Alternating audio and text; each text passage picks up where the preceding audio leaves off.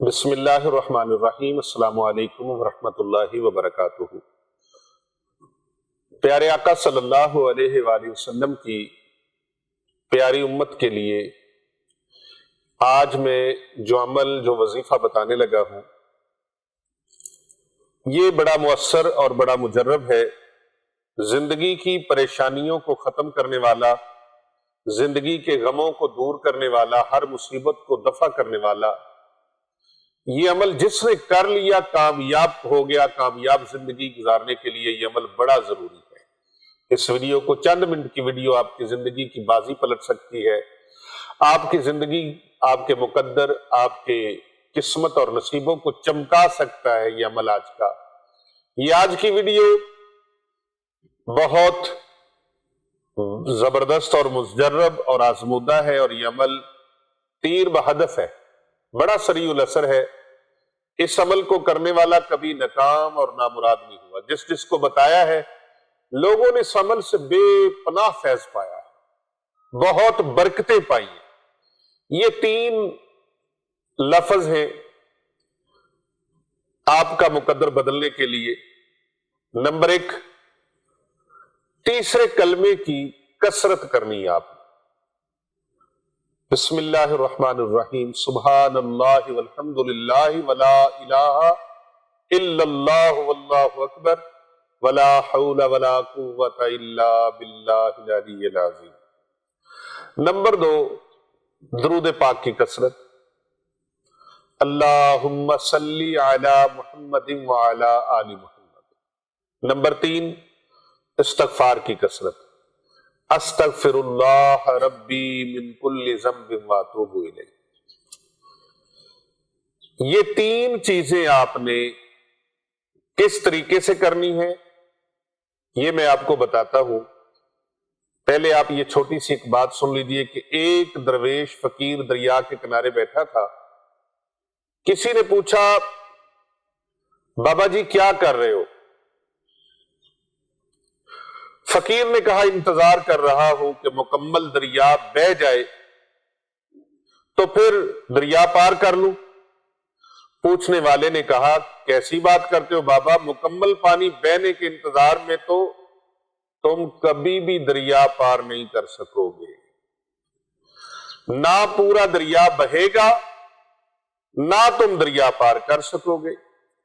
فقیر نے کہا، یہی تو میں تم لوگوں کو سمجھانا چاہتا ہوں کہ تم لوگ جو ہمیشہ یہ کہتے رہتے ہو نا کہ ایک بار گھر کی ذمہ داریاں پوری ہو جائیں،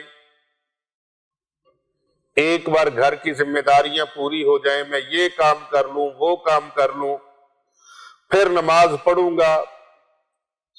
اگر کوئی کہے داڑھی رکھ لو تو کہتے ہیں جی داڑھی رکھ لوں گا، ابھی بڑے کام ہے وہ کام کر لوں ذرا۔ حج کر لو، کہتے نہیں جی حج کر لوں گا، ابھی ذرا میں نہ جاؤں گا دربار مصطفیٰ میں حاضری کے لیے، اللہ کے گھر کی زیارت کروں گا، خانہ کعبہ کا طواف کروں گا، ابھی کام بڑے ہیں مجھے۔ اللہ اکبر، حج بھی تبھی کروں گا، خدمت کروں گا، جیسے دریا کا پانی ختم نہیں ہوگا او بندہ خدا، اسی طرح جیسے دریا کا پانی ختم نہیں ہوگا اسی طرح دنیا کے کام بھی ختم نہیں ہوں گے۔ ہمیں اس پانی سے ہی پار جانے کا راستہ بنانا ہے۔ اس طرح زندگی ختم ہو جائے گی، پر زندگی کے کام، ذمہ داریاں، معاملات، ان سے انسان کبھی بھی فارغ نہیں ہوتا۔ حضرت سہل بن سعد رضی اللہ تعالی عنہ، آپ سے روایت ہے کہ حضور نبی اکرم صلی اللہ علیہ وآلہ وسلم نے ارشاد فرمایا، میری امت کے 70,000 یا 7 لاکھ افراد بغیر حساب و عذاب کے جنت میں داخل ہو جائیں گے۔ راوی کو عدد میں سے کسی ایک کا یہاں پر شبہ ہے کہ وہ 70,000 ہے یا 70 لاکھ ہے یا 7 لاکھ ہے، تو یہ شبہ ہے۔ یہ ایک دوسرے کو نسبت کی وجہ سے باہم تھامے ہوئے ہوں گے، یہاں تک کہ ان کا پہلا قیادت کرنے والا، آگے بڑھنے والا، آگے چلنے والا اور آخری شخص جنت میں داخل ہو جائے گا، ان کے چہرے 14ویں کے چاند کی طرح چمک رہے ہیں۔ حضرت ابو ہریرہ رضی اللہ تعالیٰ عنہ سے روایت ہے کہ میں نے رسول اکرم صلی اللہ علیہ وآلہ وسلم کو فرماتے ہوئے سنا، میری امت کے 70,000 افراد کا گروہ بغیر حساب کے جنت میں داخل ہوگا، جن کے چہرے 14ویں کے چاند کی طرح چمکتے ہوں گے۔ حضرت ابو ہریرہ رضی اللہ عنہ فرماتے ہیں، عکاشہ بن محسن نے اپنی اون کی چادر کو بلند کرتے ہوئے کھڑے ہو کر عرض کیا، یا رسول اللہ، آپ اللہ تعالیٰ سے دعا فرمائیں کہ وہ مجھے ان 70,000 لوگوں میں شامل فرما دے جو بغیر حساب و کتاب کے جنت میں داخل ہوں گے۔ آپ صلی اللہ علیہ وآلہ وسلم نے فرمایا، اللہ اس کو ان میں شامل فرما لے۔ پھر ایک انصاری شخص نے کھڑے ہو کر عرض کیا، یا رسول اللہ صلی اللہ علیہ وآلہ وسلم، آپ اللہ تعالیٰ سے دعا فرمائیں کہ مجھے بھی ان میں شامل فرما لے۔ آپ صلی اللہ علیہ وآلہ وسلم نے فرمایا، عکاشہ تجھ پر سبقت لے گیا ہے۔ حضرت عبداللہ بن عباس رضی اللہ تعالی عنہما سے روایت ہے کہ حضور نبی اکرم صلی اللہ علیہ وآلہ وسلم نے فرمایا، مجھ پر سابقہ امتیں پیش کی گئی تو ایک نبی گزرنے لگے جن کے ساتھ کثیر تعداد تھی، کسی نبی کے ساتھ گروہ تھا، کسی نبی کے ساتھ 10 افراد تھے، اور کسی نبی کے ساتھ 5 افراد تھے، اور کوئی نبی اکیلا ہی تھا۔ اسی دوران میں نے ایک جم غفیر دیکھا تو پوچھا، اے جبریل، یہ میری امت ہے؟ تو جبریل نے عرض کیا، نہیں، بلکہ آپ آسمان کے کنارے کی طرف دیکھیں تو میں نے اس عظیم جم غفیر کو دیکھا۔ اس نے کہا، یہ آپ کی امت ہے، ان میں سے پہلے 70,000 افراد بغیر حساب و کتاب کے جنت میں داخل ہوں گے۔ میں نے کہا، کیوں؟ تو جبریل نے عرض کیا، یہ وہ لوگ ہیں جو نہ داغ لگوا کر علاج کرواتے تھے، نہ غیر شرعی جھاڑ پھونک کرواتے تھے، اور نہ بدشگونیاں لیتے تھے، اپنے رب پر کامل توکل کرتے تھے، کامل یقین کرتے تھے، یعنی اپنے اللہ پر ان کا یقین اعظم تھا۔ سبحان اللہ، یقین اعظم تھا۔ پس حضرت عکاشہ بن محسن نے کھڑے ہو کر عرض کیا، آپ اللہ تعالیٰ سے دعا فرما دیجئے کہ مجھے ان میں شامل فرمائے۔ میرے آقا صلی اللہ علیہ وآلہ وسلم نے فرمایا، اللہ اسے ان میں شامل فرما لے۔ پھر ایک دوسرے شخص نے کھڑے ہو کے عرض کی تو سرکار دو جہاں صلی اللہ علیہ وآلہ وسلم سے عرض کیا، یا رسول اللہ، میرے لیے بھی دعا فرمائیے کہ مجھے بھی اللہ ان لوگوں میں شامل فرما لے۔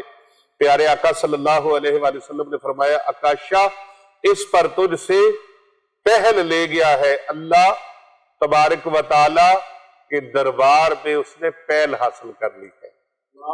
محترم ناظرین کرام، آپ چاہتے ہیں کہ اللہ ہمیں بھی بخش دے، ہم پر رحم فرما دے، ہم پر کرم فرما دے، ہم پر اپنا لطف و عنایت فرما دے، تو پھر اس عمل کو، یہ 3 عمل جو میں نے بتائے ہیں، یہ آپ کے مقدر کو بدل دیں گے، آپ کی قسمت کو بدل دیں گے، آپ کے نصیبوں کو بدل دیں گے، اس لیے کہ تیسرے کلمے کی اتنی فضیلت ہے، بیان سے باہر ہے۔ درود پاک کی کثرت اتنی فضیلت ہے، بیان سے باہر ہے۔ استغفار کی اتنی فضیلت ہے، بیان سے باہر ہے۔ جب ان تینوں چیزوں کے ساتھ آپ جڑ گئے، آپ کی محبت ہوگی اور آپ کا یہ معمول بن گیا، دنیا کی کوئی طاقت ایسی نہیں ہے جو آپ کو کسی چیز سے محروم کر سکے۔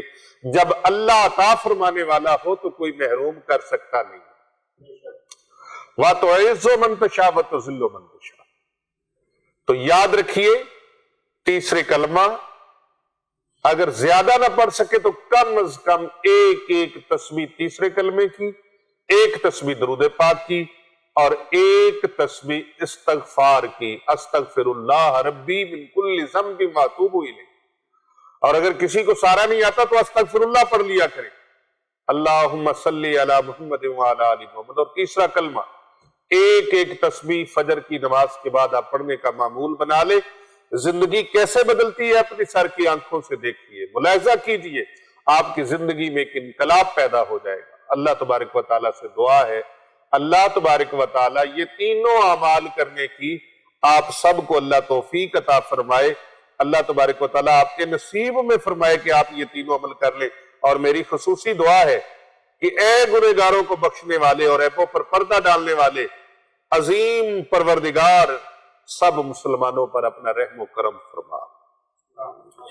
یا اللہ تنگ دستوں کے رزق میں وسعت فرما، بیماروں کو شفائے کاملہ عاجلہ شافیہ نافع عطا فرما، اور یا اللہ بیماروں کو شفا دے، ہمیشہ صبر اور شکر کرنے والا بنا، اور ہماری دنیا اور آخرت کو سنوار دے۔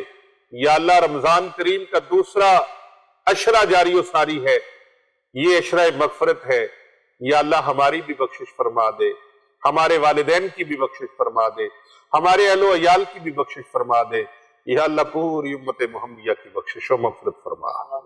یا اللہ پاک اپنے کرم سے، اپنی رحمتوں سے ہمیں مالا مال فرما۔ تیرے ماہ رمضان کی یا اللہ پاک جڑی لگی ہوئی ہے رحمتوں کی، اے اللہ رحمتوں سے ہمارے دامن مالا مال فرما دے۔ اے اللہ ہم پر اپنا خاص لطف و کرم فرما، آمین ثم آمین بجاہ النبی۔